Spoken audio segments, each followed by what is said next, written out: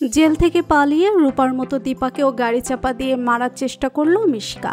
ছুটে এসে দীপাকে চিকিৎসা করে সুস্থ করে তুলল সূর্য। হ্যাঁ বন্ধুরা, আমরা এমনটাই দেখতে পাবো অনুরাগের ছোঁয়া আগামী পর্বগুলোতে। বিস্তারিত জানতে আমাদের চ্যানেলটি সাবস্ক্রাইব করে ভিডিওটি না টেনে শেষ পর্যন্ত দেখতে থাকুন।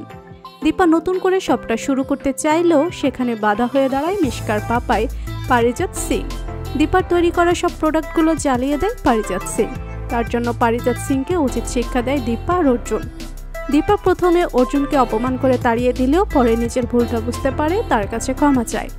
অন্যদিকে পারিজাত সিং কুমারবাবু প্ল্যান করে জেলখানার অ্যানুয়াল ফাংশনের দিনে মিশকাকে জেল থেকে পালানোর জন্য কয়েকজন পুলিশ অফিসার এবং কয়েদিদেরকে টাকা দিয়ে মিশকাকে জেল থেকে বের করে আনে।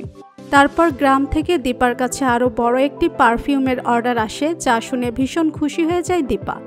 লাবণ্য সেন, প্রবীর বাবু সহ সবাই, কিন্তু দীপা টেনশনে পড়ে যায়। এতগুলো অর্ডার কিন্তু তার কাছে কোনো টাকা ছিল না। সেই মুহূর্তে অর্জুন এসে ইন্স্যুরেন্স থেকে টাকা নিয়ে দীপাকে দেয়।